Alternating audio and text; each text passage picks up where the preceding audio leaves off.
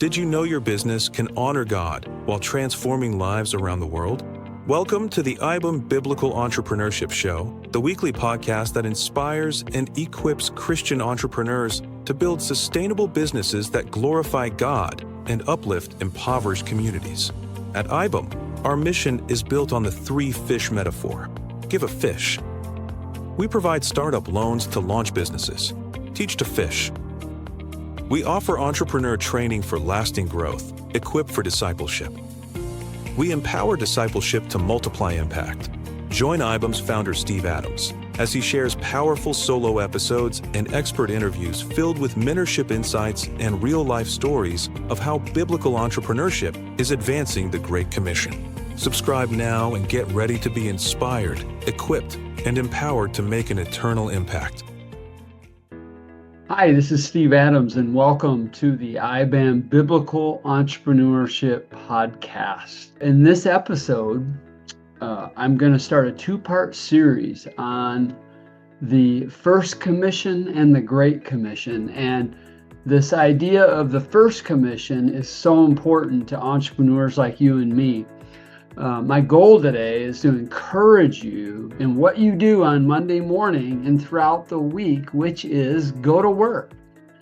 According to research, over 1/3 of your lifetime is spent at work.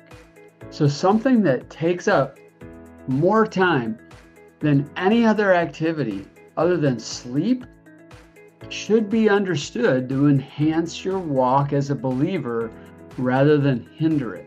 Factoid, only about 7% of your entire life do you actually spend socializing and communicating, okay?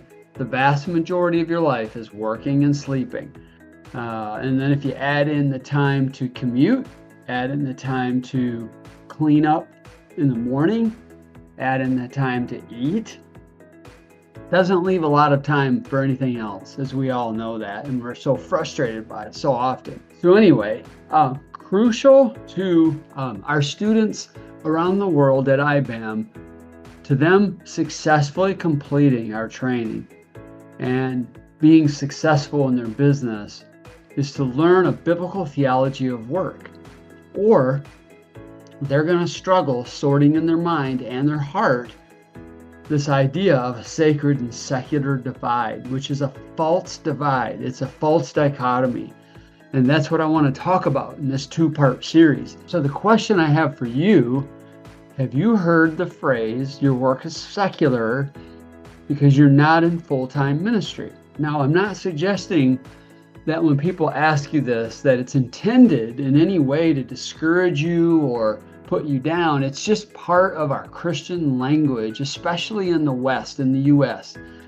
And the problem is that the word secular means without God. Think about that. They're asking you a question. Do you think your work is secular or sacred? And secular means without God. And how do we do our work without God? We believe as Christians that we are indwelt by the Holy Spirit. 1 Corinthians 6:19. That means when you become a believer and the Spirit dwells in you, that God is with you, with me, wherever we go. Okay? We cannot be filled by the Spirit, and then what we do then is without God. The moment you walk through the office door and turn on your laptop and you arrive at your job site or enter your classroom, whatever you do, your work becomes sacred. Let that sink in a minute. Your work becomes sacred. So the question then is this: how then does your sacred work matter for eternity? God's word promises that it does. 1 Corinthians 15:58 says, "So, my dear brothers and sisters, be strong and immovable. Always work enthusiastically for the Lord, for you know that nothing you do for the Lord is ever useless." Okay, 1 Corinthians 15:58. This comes after Paul spent half the chapter 15 teaching on the resurrection of dead, the implications for our faith, the reason we endure and persevere in that faith, so that in the end, he says, don't quit, Keep going. What you do for the Lord matters. Theologian N.T. Wright says, what you do in the present by painting, preaching, singing, sewing, praying, teaching, building, digging wells, bringing justice, writing, caring for those in need, loving your neighbor as yourself will last into God's future. This is great, but the question I have is how? How does a new business launch, looking at contracts all day on a screen, leading a Zoom call, last into God's future? Historically, for me, until I became involved in business's mission, my answer would have been something like this.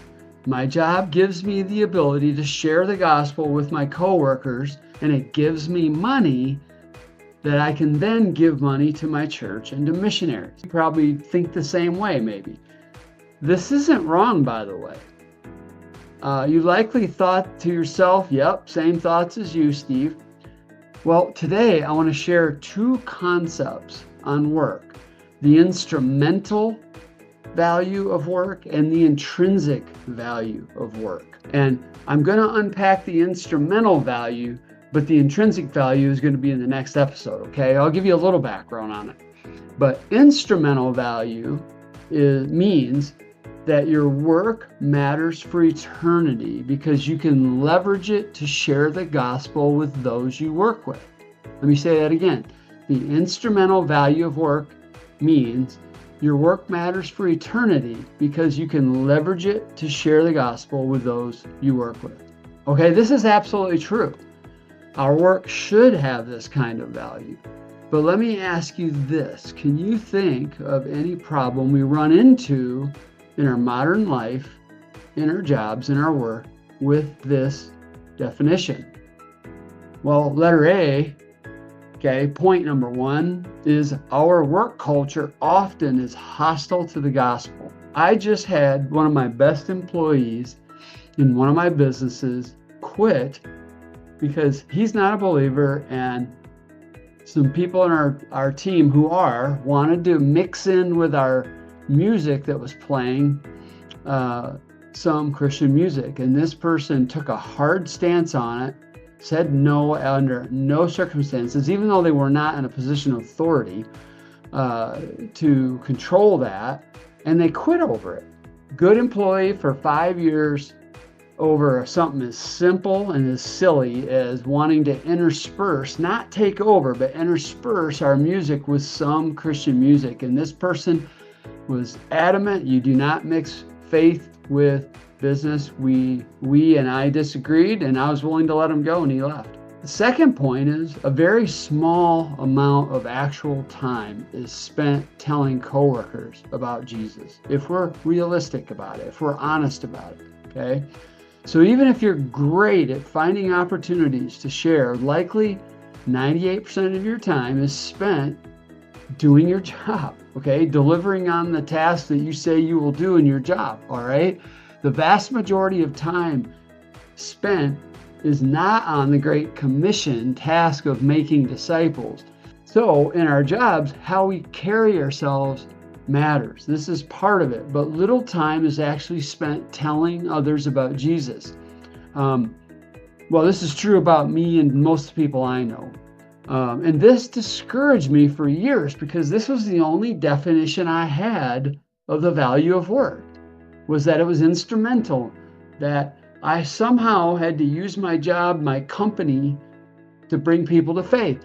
I had a guy on my podcast earlier who spent 35, 40 years building a company, had thousands of employees, had a major impact for the kingdom in his giving and the philosophy he had of building a kingdom business. And he was discouraged in his retirement because he said, I could have done so much more. And I remember saying to him, after having talked through this concept with somebody else, no, don't do that to yourself. How you show up, how you carried yourself all those years, the environment that you created so that people had order to their life. They saw a business with integrity. the problems you avoided because you followed a biblical model of business. All of those things were valuable, okay? And so my point is this, don't be discouraged, okay, when you're not leading people to Christ in your business. Just remember that when you follow God's principles, there's going to be order, there's going to be a lack of chaos, there's going to be consistency, there's going to be a fragrance of the gospel within the business itself, okay? And you don't know, there are other people in your business who are believers who, because of the environment you've created, will give them a good environment for they themselves to be able to share the gospel. Now, this doesn't mean we don't do it. It just means don't beat yourself up when you can't point to things like that, okay? And this leads us to the second form of value of your work, okay? We're going to start a little bit into this today, and that is the intrinsic value of work, okay? And the meaning, intrinsic value of work means your work matters for eternity, even when you're not leveraging it to the instrumental end of sharing the gospel with those you work with. Let me say that again. The intrinsic value of your work matters for eternity, even when you're not leveraging it to the instrumental end of sharing the gospel with those you work with. Okay, let me develop this a little bit here, okay? But before I start, let me say this. If you're not careful, all of this leaves us confused about the importance of work, which then leads to false views of work, which then leads to negatively affecting how we walk out our faith and even slowing our growth as believers. In my 20 plus years studying this issue, seeing it here in the marketplace, experiencing believers struggling with it in dozens and dozens of other countries, it's crucial we settle this sacred secular divide, okay? I can't emphasize that enough. And as I settled it in my own mind and found biblical purpose, it actually fueled my desire to pursue and obey the Great Commission and to make disciples myself. So let me just share a little bit about my story. Back in 1996, my wife and I packed 2 U-Haul trucks with a 2.5-year-old and a 9-month-old, and we left our life in Michigan and our careers behind to follow a calling that we believe God gave to us to entrepreneurship. The idea was based on the instrumental value of work. Go launch a pet franchise. I bought into it, and then grow into a chain and impact a lot of people for the gospel. That was my goal. That certainly happened, despite my frailties, all my mistakes.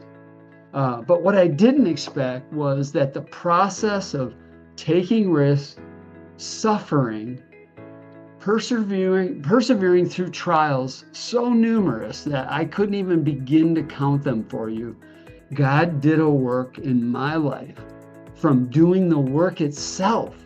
Okay, from doing the work itself. Did you hear that point? The realization sunk in over time of the intrinsic value of the work I was doing. I grew to learn that my work, as doing my part in my generation to obey the first commission in addition to the Great Commission, and I'm going to develop that in the next episode, this idea of a first commission and a Great Commission. I believe this today. As an entrepreneur and a ministry leader, I learned that my work discipled me first. I see it in our students throughout the world doing work they know matters to God, fueling their desire to obey the Great Commission as well. I'm going to leave it off here, and we're going to introduce a theme in this next episode where I break down this idea of a first commission versus the Great Commission, and you'll see how the intrinsic value of your work plays out as we break that down. So thank you. I hope this was encouraging to you, and I look forward to you listening in the next episode where we go further with this idea of the sacred secular divide. Thank you for listening to the International Business as Mission podcast, a space where we explore how to build businesses rooted in biblical principles that create global impact. But we're not just here to talk. We're taking action to spread entrepreneurship to poverty-stricken communities around the world. Our mission is to be the catalyst that empowers people to build sustainable livelihoods and break the cycle of poverty. We follow the 3 fish principle. 1. Give a fish, providing startup loans to empower entrepreneurs. 2. Teach to fish, offering entrepreneurial training for sustainable business practices. And 3. Equip for disciple making, building a community that supports spiritual growth alongside business success. This is life-changing work, but we can't do it alone. We need passionate impact partners like you to join us on this mission by becoming a donor. Your generous gift will directly fund the establishment of new businesses that provide dignified work and hope. Just imagine your donation could help a single mother in rural Africa start a small farming venture that allows her to feed her children and send them to school, or a young man in Southeast Asia to launch a small business. Breaking the chains of generational poverty. This is the power of entrepreneurship as a force for good. Will you join us in unleashing it? Go to ibam.org now to start impacting lives through the transformative power of business as mission. Together we can create a world of flourishing.